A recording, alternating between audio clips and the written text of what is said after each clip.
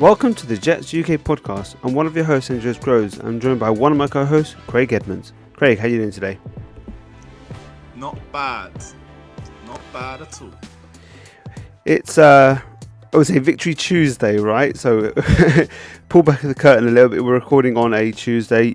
Monday was crazy for everyone, and we couldn't do Sunday evening either because of, I was at the game, the Tottenham stadium, the Tottenham Stadium game, the London game. So couldn't get back in time. I was watching on delay, a bit like David was as well. So it's all going on right now, but we are absolutely delighted with what we saw on Sunday. Obviously, it wasn't clean, but a win, like you said before the recording, Craig, a win is a win, right?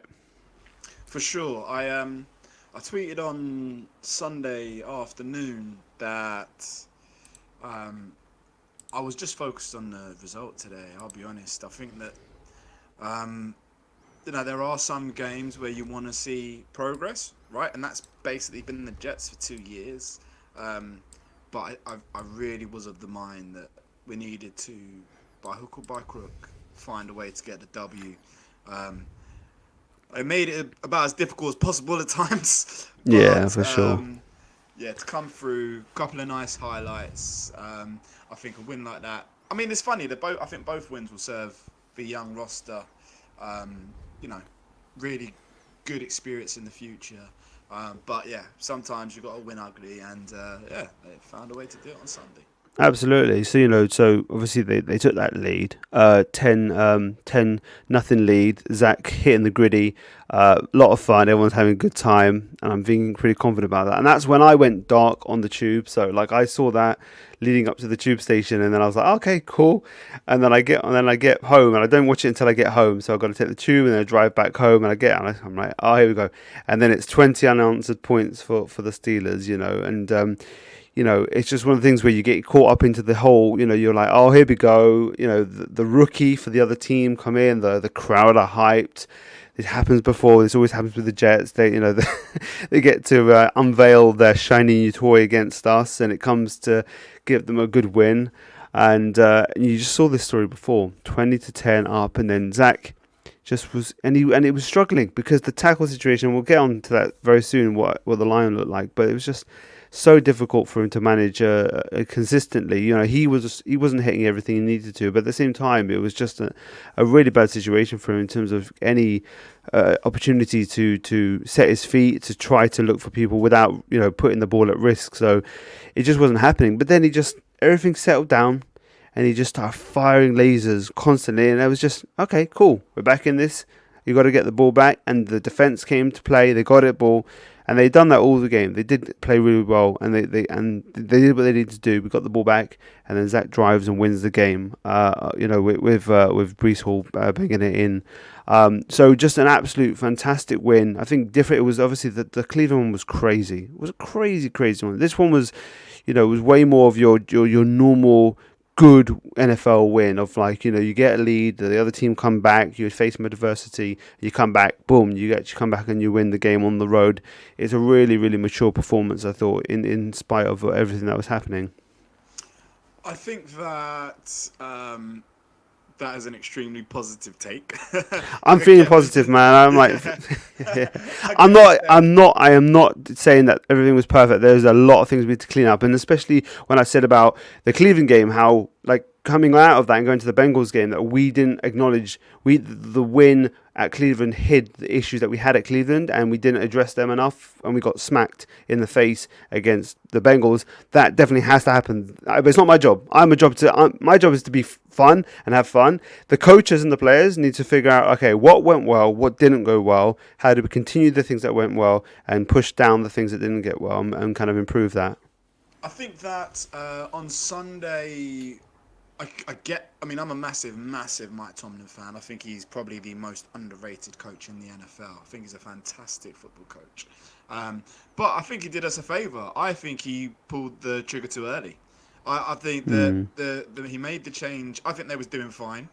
I don't think Trubisky was that bad. Don't get me wrong, he wasn't playing great, but neither were we. So I think, before the game started, you could have said they're going to chuck their new QB in here. I think, everyone knew if he struggles, we're going to see the new quarterback. But I just think it happened too early. I think the interception was, you could just see it. You could see it happening. You could see that. I just don't think it was the best time of the game for the Steelers, and it came after a point, or a point where we were struggling to move the ball. So I think that gave us a real opportunity. Quite frankly, I do think there is some big questions, but what we can take is all of the best things. Although we saw plenty of the worst things, all of the best things about Zach Wilson. If the game is there to be won, I'm quite comfortable with Zach being the man on the field, and I think that he will grow from wins like this. As I'm saying, I think it's a positive experience for him as a young quarterback, and shows you the real difference between Flacco can't win that game. No, there's no chance. There's no chance we win that if Flacco's in there. The amount of pressure Zach was having to deal with, the move around, and just get the ball away at times. Just being a baller, right? Yeah, absolutely. Straight baller.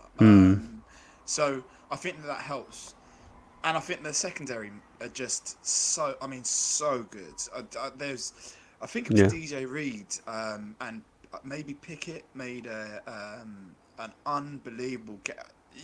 I would want to see those next gen stats or whatever they are, where you discern how covered they were and the percentage of being able to make that pass, because he was blanketed, and I think that was the case for large parts for the secondary and our corners. So great stuff.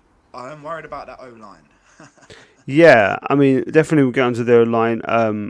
Before we move away from the safeties, let's just touch upon not the defensive out. Let's touch upon the safeties before we head away from there. We'll get to the O-line as a centre. That's definitely needs a lot of discussion about. The safeties did a fantastic job. They've been really struggling, especially Joyner. Whitehead was terrible in week 3 specifically, but both of them played fantastic. The corners continued to play fantastic because they are just balling out this season, and it was just nothing. It's 4 interceptions. You know what I mean? That's how you get. That is how you need to play defensive. Though, if they come to play even half as good as the safeties, we're going to be okay. We're going to be okay in the defensive backfield. I think obviously it's going to help. It helps everything. It helps everything up front. It helps Quinnen and Carl Lawson and other individuals. And good to see Bryce Huff in there. Hopefully he gets a bit more run. But yeah, JJ got his sack. Looked really good against the run as well. Everything works in tandem, right? If they can close things up a little bit at the back end, it's going to open things up for the guys up front to get home and make it disruptive. And it's a plan. It's a plan that can work potentially. we saw the a picture perfect tip drill. For that interception, right? So that there is an awareness, there is a sharpness, there's a physicality across our secondary that is really impressive. We've seen over the the first few weeks, a couple of questions around miscommunication. I guess when you've got such athletic corners and you are, in a position where you're making a decision, can we just say, look, you guys lock them down, and shape our defense off that? We're going to have to improve in terms of how the safeties are responding, and who's calling the plays in the defensive backfield, so that doesn't happen again. But from a athletic standpoint, a game standpoint, the corners secondary look really, really good. Our linebackers, I can't tell you how much I am so in love with Quan Alexander. You won't see him come out on the stat sheet, but he is such a gamer. He's so good in coverage. He's so good side to side. For a player to come in and you can just see how well liked he is, how respected he is, I do think we're seeing improved play as a result of it. I think defensively, lots to be encouraged about. That ain't the best offense we're going to see this year. No, it's probably one of the worst, to be honest, at the current state. They've some really strong receivers, and they've got a really good running back. Yeah, and decent tight end as well. So in terms of the line may not be great, the QB play is not good at all, but there are options there. So they're not completely banal. They're basically we did a good job against them, and I think Source continues just to be a fantastic rookie season so far. It's just been incredible. We could just wax lyrical about him for 20 minutes, honestly. But we'll move on to the other. Can we start? Sorry, can we start? Is it Revis 2.0?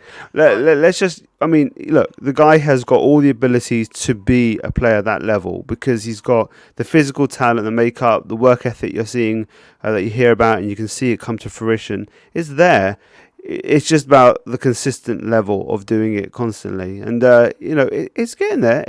He's doing it. He's doing really well, but we just have to let's just enjoy it and not try to compare it with Revis because let's just enjoy it for what it is because he's still yet, I guess I say yet to face anyone. I mean, he's facing some really good receivers right now. I mean, Pickens is pretty good and like he's shown up pretty well, and obviously Deontay Johnson, and then he's obviously had Chase. So he's starting to stack, but next week is a real good test against Tyreek and Waddle, right? That's because Tyreek's a different beast. Like Tyreek's is experienced and elite. He's both. Like Jamar Chase can have games where he doesn't show up. Tyreek is so consistent and excellent. He's legit. Just I don't like him as a guy. I'm happy that the Jets went the way they went, but my God, he's going to be an absolute terror next week, and that's going to be a real test. So I'm very excited to see that matchup. It's going to be really, really good to see how and physically how he matches up against a guy who's a smaller guy, rather than what he did with Pickens this week. So we'll see what Source looks like in a week's time. Going on to the offensive side, like I said, the offensive line, it's an absolute mess, and it's just you just can't catch a break at this point. But Elijah Vera-Tucker moving to left tackle, they knew, and thankfully, I mean, thankfully they knew that Conor McDermott couldn't cut it as a starter.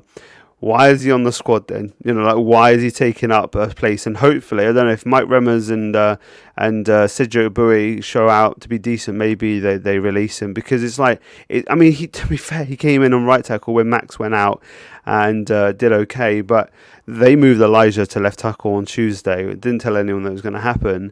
Elijah did a fantastic job. He's not perfect, but the guy.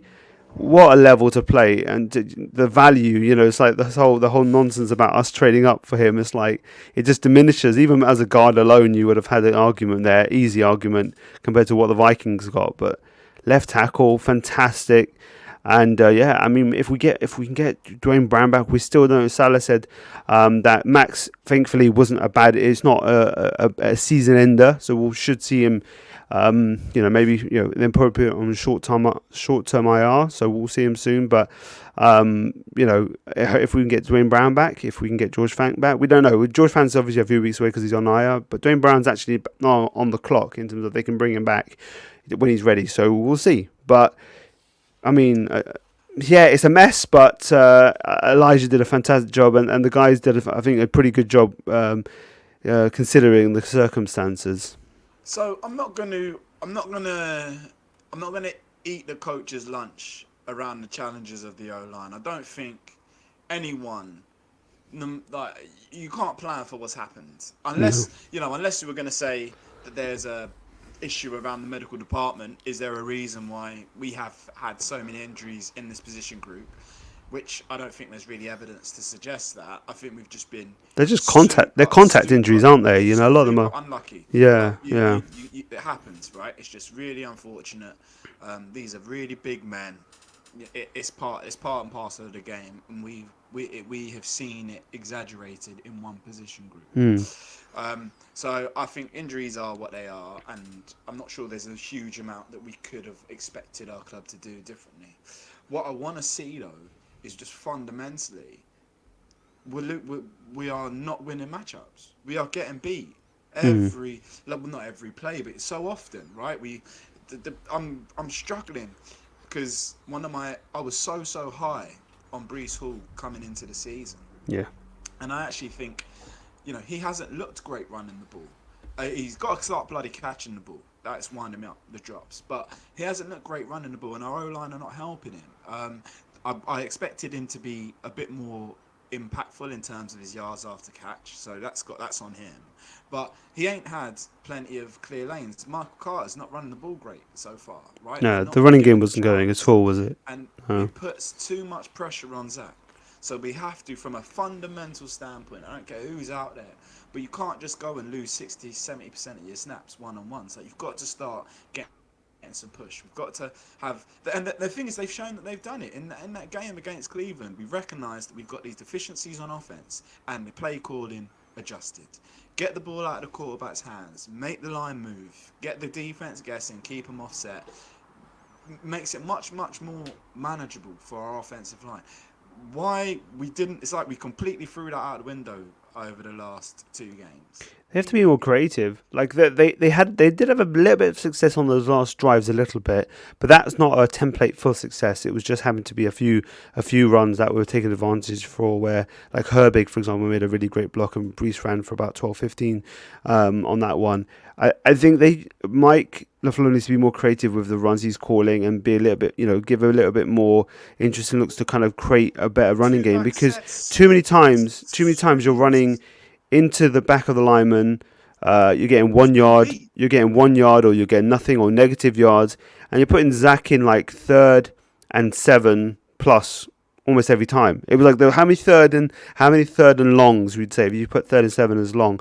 3rd and longs, Zach was in so many of them, and you're putting too much on him, and he did well. Like, he came through and he did what he needed to do as a franchise QB. That's what you need to see. But you don't. That's not a recipe for success against teams that you're going to have to outscore. When the teams that aren't struggling offensively like the Steelers were, they're just going to have too much firepower for you, and 24 points isn't going to cut it.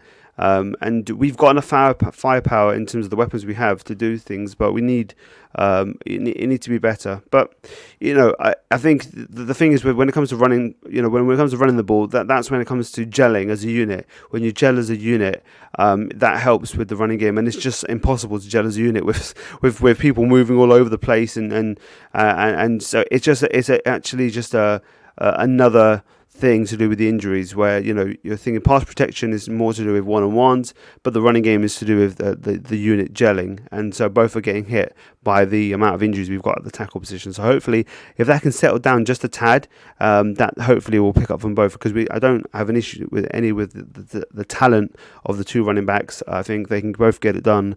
They just need a little bit more to work with, and then it starts to roll. It's like a snowball effect. It's going to start rolling. But I think just want to wrap up. We want to overly wrap up and say,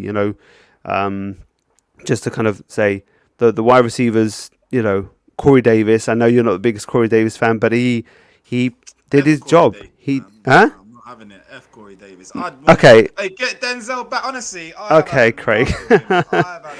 No, but look. You got to give credit. You got to give credit where credit's due. Like, on the day, I know. I agree. You want to see it more consistently, and then maybe you'll soften your stance. But on the day, Corey Davis did his job that he's paid to do.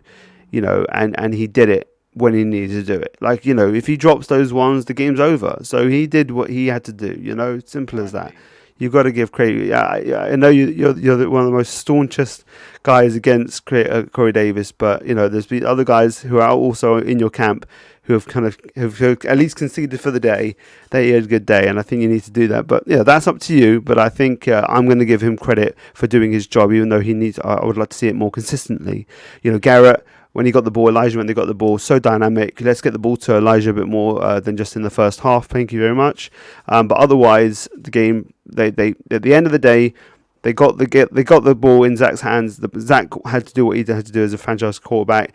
They got it to the weapons. They got the ball where they needed to do, and they got it in the end zone twice and won the game. So that's all you can really ask for at the end of the day. I would say, like, you're right. Fair play to Corey Davis. Came up with some big plays. Absolutely contributed to the win. Can't hate on it. No, shut me up for 1 week. No problem. Okay, yeah. What I would like to see, though, Garrett needs to be involved in the game from snap one. I don't know why it always takes us so long to get him involved. Yeah. But I think that there's a thing with both Wilson, Moore, and Brees in that I love their dynamism. I love them wanting to make a play, but sometimes just get north and south. Oh yeah, that thing with Elijah. There's always Yeah, a Elijah step was in the was going ground backwards. Yeah, every single time you get the ball, and maybe it's because they don't get the ball enough, right? Maybe they need more touches. they're trying to make But the most of it. Yeah, every single time there's a juke, there's a cut, just get north south. There's 4 players around you. You're not gonna spin move everyone. Just move the ball. But that will come with time. That's experience. yeah, that's time and experience, and kind of knowing what's what. You know, you're going to get your yards, and it's going to continue, and lowering the risk of potentially getting the ball peanut punched out and things like that can happen when you start to try to do too much. But I would say Garrett. Over Elijah, Garrett is fantastic at he does get more north south, but his cuts are so dynamic that he can do a cut and still go north to south pretty rapidly. So he's just another beast. That run when he got the ball on that amazing throw from Zach, and then he cuts and he was able to do a cut and a spin, and he was able to get another kind of 10 yards on that. That was fantastic. So I don't want to take too much out of the game, but I do get what you're saying. Overall, you want them to kind of play a little bit more heads up. But honestly, fantastic win. The coaches deserve a lot of credit, even though it wasn't perfect.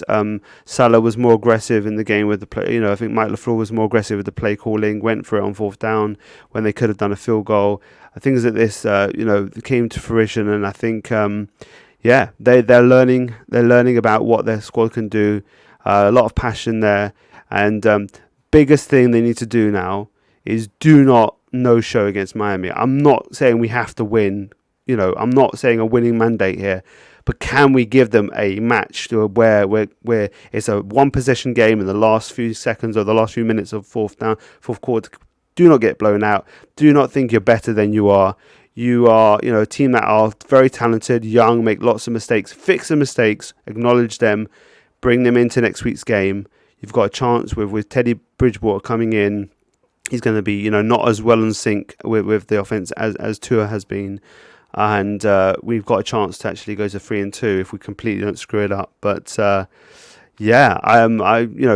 Craig, is there anything you want to say to the listeners before we head off? Obviously, we'll be back later in the week. Is there anything you want to say to the listeners? No, roll on Sunday. It's true. That's a big game in Miami. Show up, boys. It's time. Yeah, absolutely. Show up, guys. Absolutely. So we'll be speaking with the guys from the Dolphins podcast in preview of that in our preview podcast. That will be coming out later in the week. So, guys, sit back, enjoy the videos, enjoy the win. Maybe we get a flight, One Jets Drive episode again. They're always fun. But yeah, enjoy the week, and we'll catch you later in the week.